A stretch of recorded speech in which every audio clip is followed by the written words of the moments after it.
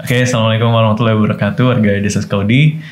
Sekarang saya kedatangan tamu spesial dari Lonceng Misteri, ya, channel yang oke banget, channel horor juga. Di dalamnya ada Mas Septian dan juga Mas Gilang Aditya. Ceritanya ya bisa langsung aja nanti mampir ya.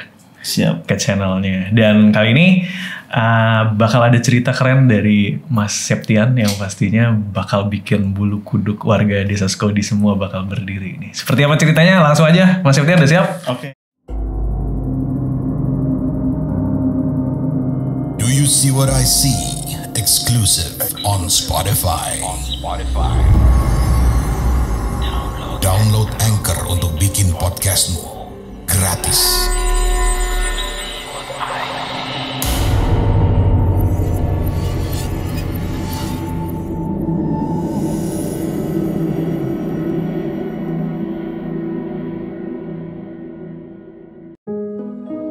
Assalamualaikum warahmatullahi wabarakatuh.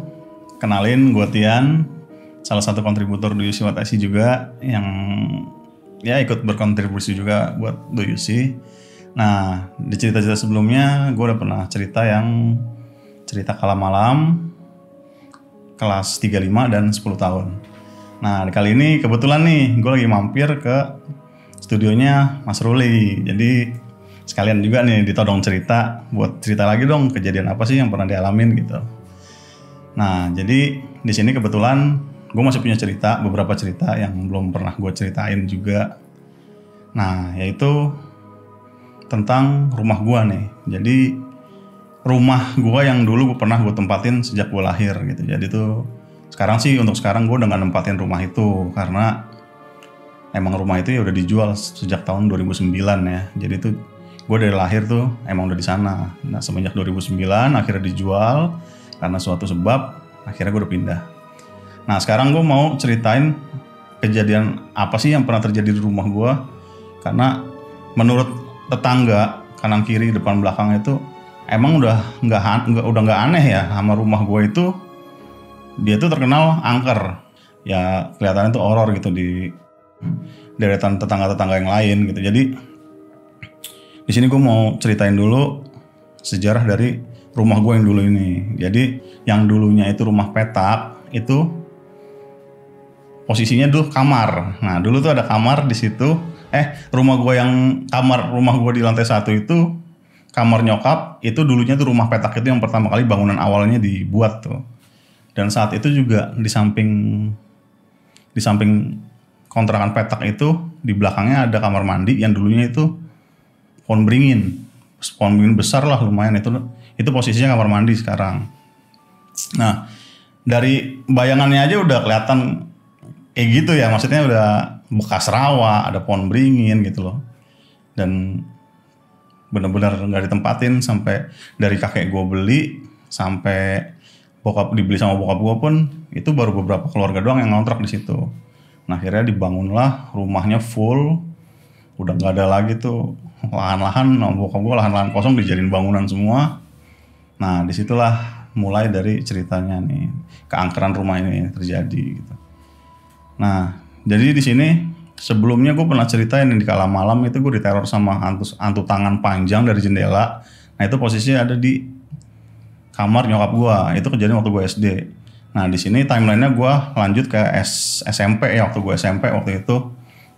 Nah, waktu SMP itu rumah udah di lantai 2 sama bokap, di lantai 2, full lantai 2. Nah, kamar gue ada di atas.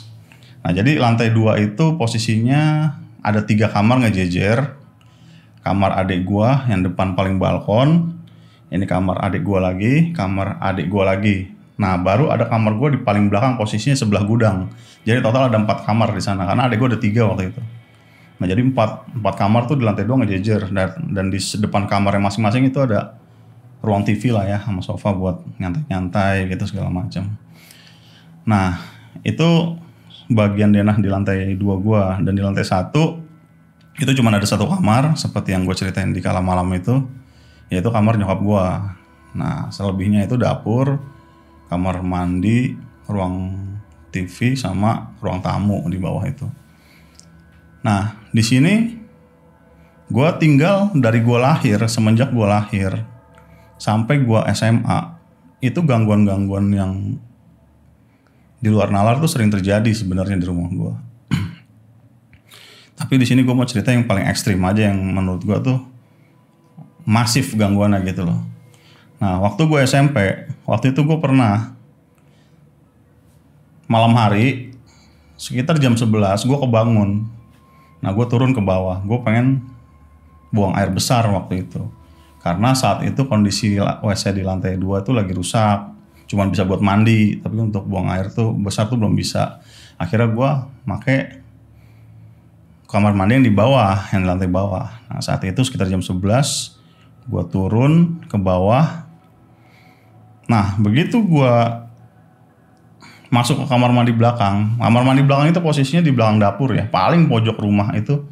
Jadi ada dapur dulu, baru kamar mandi. Nah, itu posisi paling pojok banget dah dari rumah, dari denah rumah itu paling pojok ke kamar mandi. Karena dapur gue itu bentuknya lorong ya. Nanti kalau misalkan sempet denahnya gue kasih Mas Ruli deh buat di-upload nih. Nah, di situ gue menggunakan toilet itu. Gue buang air besar saat itu. Nah, entah kenapa begitu gue lagi menikmati hajat gue, tiba-tiba tuh kepala gue kayak pusing gitu. Sekejap tuh kepala gue kayak pusing, kayak keliengan gitu ya, bahasanya apa ya namanya ya. Nah, gue langsung ngerasa kok gue sempoyongan gitu.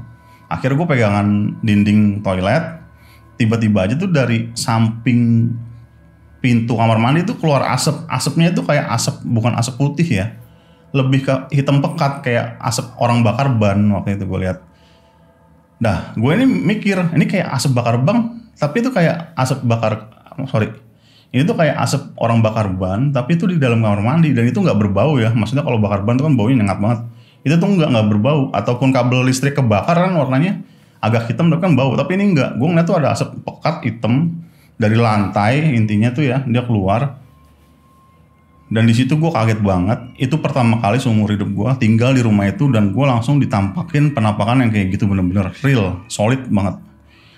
Dari kepulan asap hitam itu, gue ngeliat ada nenek-nenek jongkok, badannya kurus banget, rambutnya panjang, tapi tuh kulitnya ngelepuh kayak kebakar gitu lah. Gue nggak ngerti gimana ya. Dan dia tuh matanya rada keluar ya, tapi tuh yang gue paling inget tuh giginya itu caling banget sampai ke bawah. Wah, gue tuh di situ gue sampai benar-benar lemes ngeliat penampakan kayak gitu. Yang tadinya asap hitam tuh tiba-tiba langsung jadi penampakan solid seperti itu, dan dia tuh benar-benar ngeliatin gue waktu itu. Gue di situ mau pingsan sebenarnya, udah jatuh dari WC, udah jatuh mau pingsan, tapi gue masih nahan agar tetap sadar gitu. Akhirnya gue sampai teriak kenceng banget di kamar mandi sampai nyokap gue bangun di kamar itu lantai 1. Dia lari langsung nyamperin gue. Ternyata gue ada di kamar mandi kan, itu waktu gue kunci itu kamar mandinya. Akhirnya nyokap gue bangunin bokap, itu di situ gue posisi masih teriak-teriak kayak orang kesurupan. Akhirnya bokap gue bangun juga, didobrak itu pintu. Nah, setibanya didobrak, pintu kebuka, itu penampakan si nenek itu tiba-tiba hilang. Nah, di situ gue ditemuin udah tergeletak tuh, dengan keadaan yang keringat dingin, berantakan lah pokoknya. Gue ditemuin sama bokap gue. Akhirnya gue ditenangin. Akhirnya gue ceritain besoknya kejadian ini. Wah, mereka ya percaya nggak percaya sebenarnya, tapi kan dengan ekspresi gue yang teriak kenceng kayak gitu, kayaknya kalau dibilang mau nggak percaya kasihan juga ngeliatnya ya kan gitu. Akhirnya gue ceritain tuh sama bokap gue.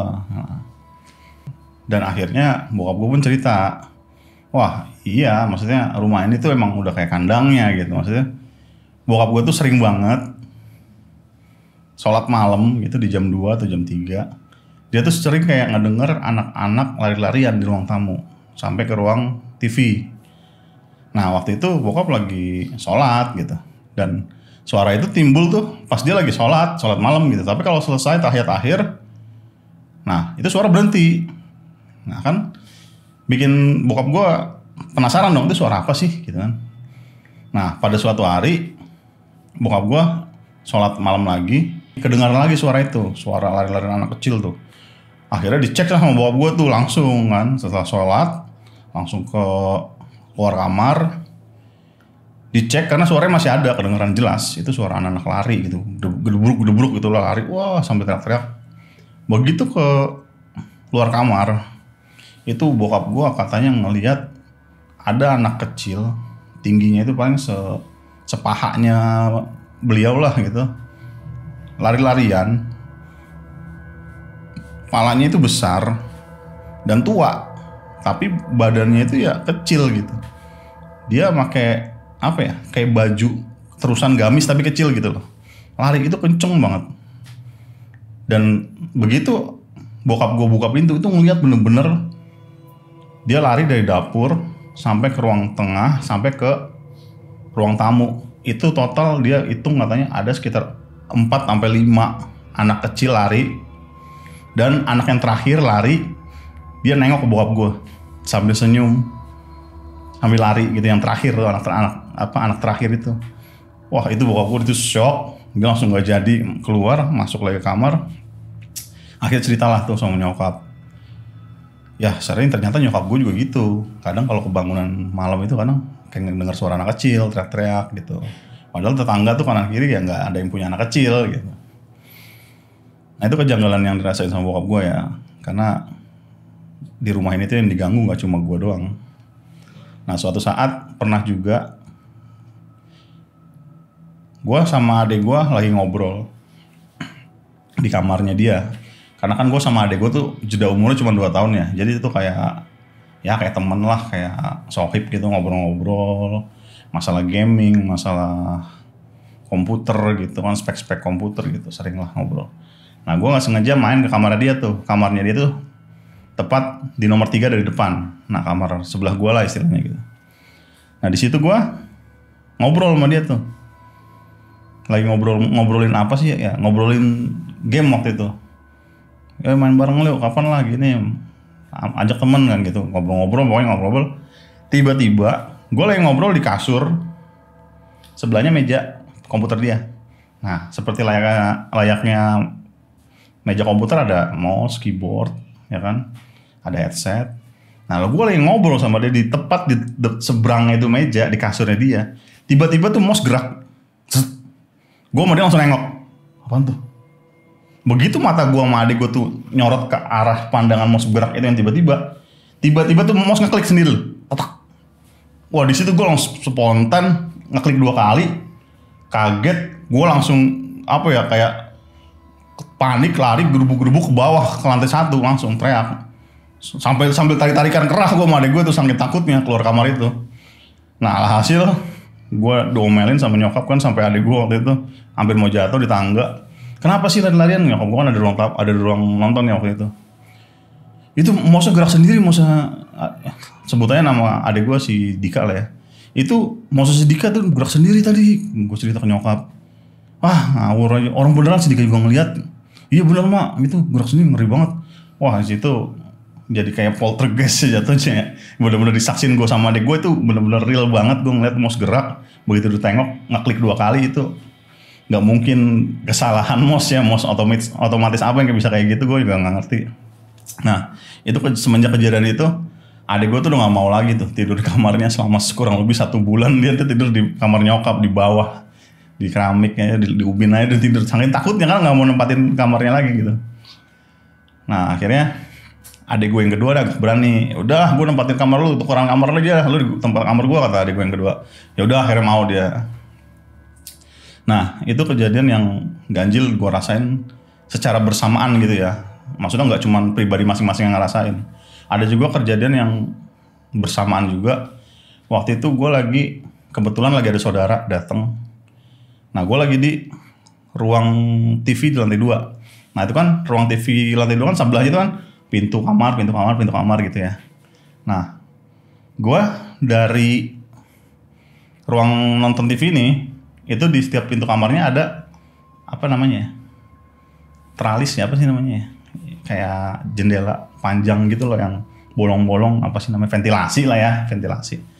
Nah itu jelas-jelas gue ada saudara gue, adek gue pertama, adek gue yang kedua lagi ngobrol di situ, dan kebetulan lagi ngobrolin horor, ngobrolin keseremannya rumah itu. Tiba-tiba gue lagi ngobrol, itu dari ventilasi kamar adik gue yang mau segerak-gerak, itu gue dilempar pasir kerikil lumayan gede loh, gitu, kayak beras, sampai kena kita semua lah yang lain ngobrol. Terus, wah itu apaan tuh barusan? Ditengok kan, nengok, mata tertuju langsung ke arah ventilasi itu, bener-bener dilempar gitu loh. Dan kita tuh ngerasa sampai pun butiran pasirnya ada. Siapa yang lempar dan arahnya pun dari situ. Begitu gue masuk ke kamarnya adik gue ini benar-benar gak ada orang, karena adik gue pun lagi ngobrol sama gue. Itu saudara gue sampai panik, yang tadinya mau nginep, udah gue pulang sekarang aja deh, gue gak berani nginep di sini. Wah itu benar-benar bikin jiper orang, maksudnya nggak masuk akal lah gitu. Pasir siapa yang lempar toh? Di sini benar-benar nggak ada, istilahnya tembok yang keropos pun nggak ada gitu, maksudnya. Rumah tuh sehat gitu, istilahnya nggak ada rayap tembok bekas rayap yang jatuhan dari atas tuh nggak ada gitu. Dan itu keanehan yang bener-bener dirasain bareng-bareng ya sama saudara gue, adik gue, nggak cuma pribadi ngerasain sendiri gitu. Nah ini cerita yang ekstrim yang kesekian kalinya gue rasain. Yang tadinya saudara gue, sekarang teman gue.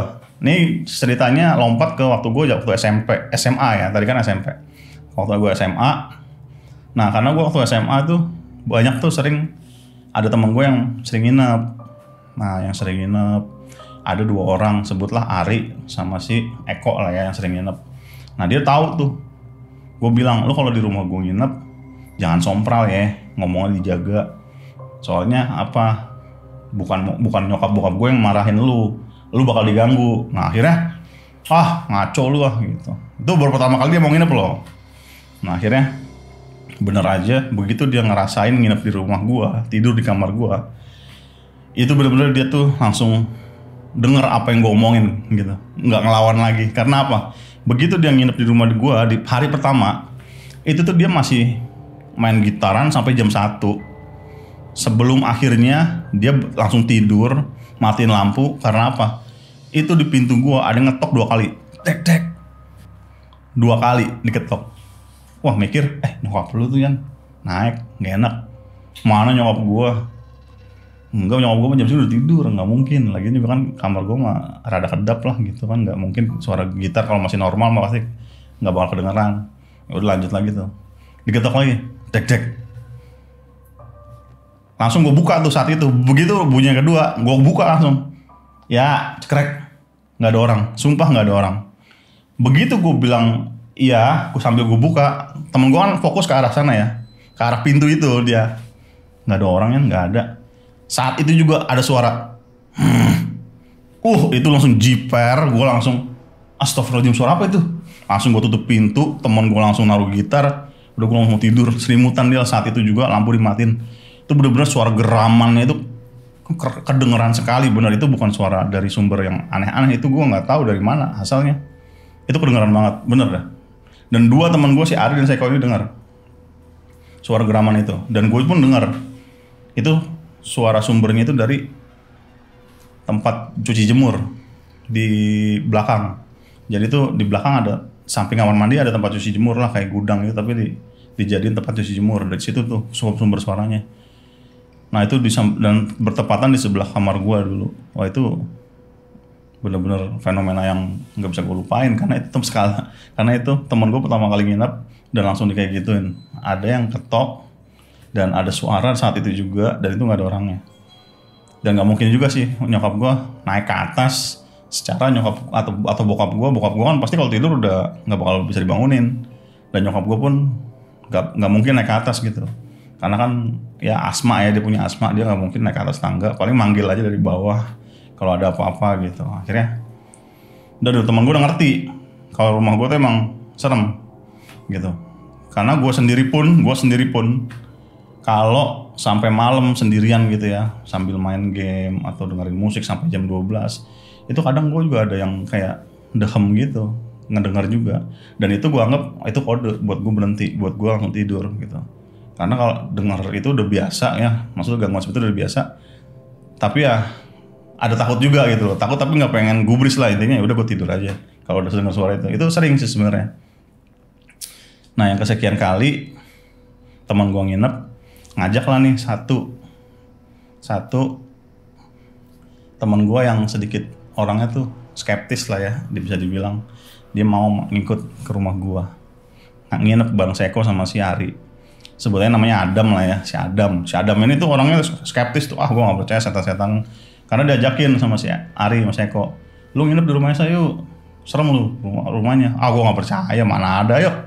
Wah, akhirnya, nah karena gue punya adik cewek, adik ketiga. Nah adik gue ini sering digangguin nih, kan adik gue masih kelas 1 ya, waktu itu gue kelas 3 kalau nggak salah. Adik gue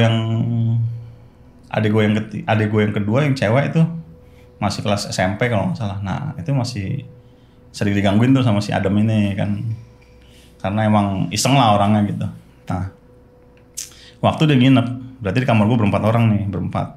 Karena kan kasurnya gue kan kasur 3/4 yang bawahnya bisa ditarik, jadi 2-2 tuh tidur kayak sate udah.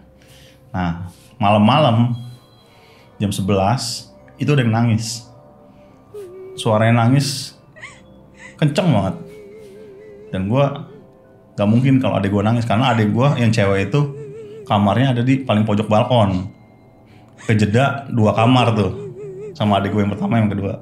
Nah suara nangisnya ini sumbernya itu dari ruang jemur pakaian gue udah bilang sama si Adam, Dam, itu bukan adek gue. Nah si Adam ini kekeh nih, Yan, adek lu nangis tuh, tanyain dia kenapa, siapa yang godain, biar gue yang ngadepin, dia bilang gitu. Siapa cowoknya sih, wah dia pokoknya ngomongnya ngelantur dah, nangis tuh duduk. Gue bilang lagi sama Adam, Dam, itu bukan adek gue, udah lu tidur aja, udah jam 11, udah gak usah digadein. Itu dia ngotot sekali lagi, itu suara adek lu itu lagi nangis, lu goblok banget sih jadi kakak gitu kan, adek digangguin nangis gitu dimanya. Udah dah gue yang nanyain dah, ya udah terserah lu lah, lu samperin dah adek gue bilang. Adek gue itu lagi emang orangnya tuh nggak mungkin nangis kayak gitu ya, maksudnya dia tuh orangnya tuh ya have fun aja, cheers aja gitu, maksudnya nggak pernah ada masalah apa gitu. Dan dia tuh kamarnya pun di pojok, ngapain juga dia nangis di tempat jemur gitu. Dan si Adam ini nganggap adek gue tuh nangis di tempat jemur gitu. Akhirnya dia, yaudah gue nyamperin dah. Nah, gue sampai di ituin sama dia, sampai lu jadi kakak nggak beres juga lu gitu loh, pokoknya diceramain sama dia. Akhirnya dia keluar, dia ke ruang jemur, karena ruang jemur pintunya itu kan tepat di sebelah kamar gue ya, dan suaranya tuh emang bener-bener dari sana. Terus si Eko sama si Adam bengong tuh, Yan gimana ya, udah biarin aja, beneran deh lu, bukan, udah biarin aja. Udah tuh gue lagi asik lah ngobrol-ngobrol, tiba-tiba ada suara gedebruk kenceng banget. Apaan tuh? Gue nengok sama si Adam kan, gue nengok sama si Eko sama si Ari. Apaan tuh? Yuk keluar yuk, cek yuk. Gue gak berani saat itu tuh, gue manggil gue manggil Adam. Gak nyaut tuh si Adam yang keluar itu. Begitu gue buka pintu, yuk rame-rame gue bertiga sambil takutnya. Pas dibuka, si Adam lagi pingsan di situ, di depan pintu jemur gue. Wah orang udah lemes teper gitu, udah kayak nyelenderan di pintu itu, dia pingsan. Gue nggak ngerti kenapa dia pingsan, karena begitu suara nangisnya hilang, nggak lama sekitar 5 menit lah, baru tuh suara gedebuk si pingsan Adam itu di situ kedengeran. Akhirnya gue nyadar dia pingsan, gue bawa ke dalam daripada nanti ribut, gue domain bokap gue kan. Akhirnya gue bawa ke dalam, gue selimutin dia dalam keadaan pingsan, gue selimutin, gue bikin tidur aja udah, anggap aja dia tidur. Akhirnya besoknya dia bangun tuh. Besoknya dia bangun, diem aja. Gila Yan, anterin gue pulang yuk, Yan anterin gue pulang. Lu kenapa sih Dam? Udah siang belum sih? Udah ada matahari belum sih? Gitu. Ketakutan dia tuh di dalam selimut. Udah siang, udah jam 7. Akhirnya dibuka tuh. Alhamdulillah ya Allah. Yan yuk anterin gue pulang yuk. Lu kenapa sih Dam? Gue bilang. Aduh udah Yan, gue gak mau cerita. Akhirnya dia gak mau cerita sampai situ juga tuh. Bangun-bangun pingsan. Akhirnya di sekolah tuh dia ngomong, gue kapok bener-bener Yan nginep di rumah lu. Gila. Gue kira adek lu ngadep ke sono. Gue mau deketin. Tuh cewek nengok 180 derajat ngarah kepalanya dong ke arah dia. Dan itu tuh mukanya tuh hancur banget. Udah hancur, dia bengong kayak gini kan. Tiba-tiba tuh kepalanya itu entah, dia cerita ya ini, entah kepalanya itu begitu nengok ke arah dia, badannya ke arah sana, kepalanya itu entah terbang, entah manjang, langsung ke depan hadapan muka dia ini. Dia langsung pingsan sekejap di situ, lu nggak bisa kata-kata apa lain, nggak sempet teriak, nggak sempet apa-apa, kayak gini, gitu. dia langsung jatuh, bruk, saat itu juga dia ceritanya seperti itu. Itu bener-bener gue bener-bener disamperin kepala kuntilanak, entah kuntilanak kepalanya putus atau terbang atau manjang, gue nggak tahu. Gue langsung pingsan di situ, gue nggak sadar apa-apa. Dan emang sih dia sampai kencing di celana waktu itu gue lihat. Wah, mau gimana lagi? Emang udah resiko kan, gue bilang nggak usah disamperin. Gue udah bilang berkali-kali. Dan akhirnya dari situ yang dia bilang, gue nggak pernah takut sama yang namanya setan-setan. Dan dari situ, dari kejadian selama nginep di rumah gue, dia tuh udah bener-bener yang diomongin tuh gaib gitu. Oh gila lu, gue pengalaman di rumah Sitian nih, gila ya. Ceritain tuh semua ke sekolahan. Wah parah, sampai anak-anak kelas tuh tahu gitu kalau emang rumah gue tuh angker gitu, maksudnya. Wah parah, nggak mandang bulu siapa juga kalau itu bisa ditampakin gitu. Dari saudara-saudara sampai yang main, sampai yang nggak berkepentingan pun pernah gitu diganggu gitu. Kayak misalkan abang tukang nasi goreng lah, ngeliat di balkon kamar gue kayak ada gantungan baju tembus dari plafon, nggak taunya itu bajunya Mbak Kun lah, itu ngibas-ngibas tapi badannya itu menembus plafon. Aduh, itu tukang nasi goreng sampai cerita, itu kebetulan tukang nasi goreng langganan bokap gitu. Pak, itu saya lihat kayak ada yang ngegelantung di atas dan serem banget, apaan sih? Ya saya nggak pernah jemur apa-apa pakaian di atas balkon, paling di belakang gitu. Wah, itu pokoknya udah gangguan yang inilah, yang apa namanya? Yang istilahnya minor lah yang seperti itu. Nah itu sih sedikit cerita ya dari kesereman rumah gua yang dulu. Dan sebenarnya pun ada backstory-nya dari rumah ini tuh, kenapa bisa serem begitu, kenapa bisa mengerikan. Sampai tahun 2009 pun rumah itu gue jual sama keluarga gue, dijual sama bokap. Sampai saat ini tuh nggak laku. Itu ada backstory-nya. Dan sampai sekarang pun nggak ada yang bisa betah tinggal di sana. Karena udah 3 keluarga yang tinggal di sana tuh baru 2 bulan, 3 bulan kata Pak RT langsung dijual lagi tuh rumah. Sampai sekarang pun masih lontang-lantung, nggak laku itu rumah, masih kosong. Sampai saat pun kemarin sebelum 17-an gue ngecek coba lewat rumah gue yang dulu di daerah sana, itu benar-benar masih kosong sampai terbengkalai gitu. Dan ya gue nggak bisa ceritain backstory-nya di sini ya, karena menyangkut menyangkut keluarga lah, nama besar keluarga gitu. Ada suatu ya yang nggak bisa dijelasin. Gue rasa sampai situ aja dulu cerita gue, dan ya kurang lebihnya gue minta maaf. Kalau mau ngomong gue belibet atau kecepatan ya gue minta maaf juga. Intinya gue di sini cuma mau share ya, sekalian main-main lah ke studionya Mas Ruli ini. Oh ya jangan lupa nih buat warga Sukawerdi yang sekiranya mau dengar-dengar pengalaman-pengalaman orang tentang ya dihantui atau dunia-dunia perhantuan, bisa juga lah mampir ke channel gua di Lonceng Misteri.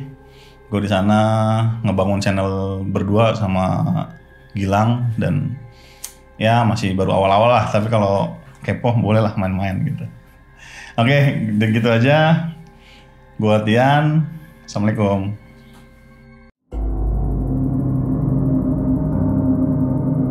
Do you see what I see? Exclusive on Spotify. Download Anchor untuk bikin podcastmu gratis.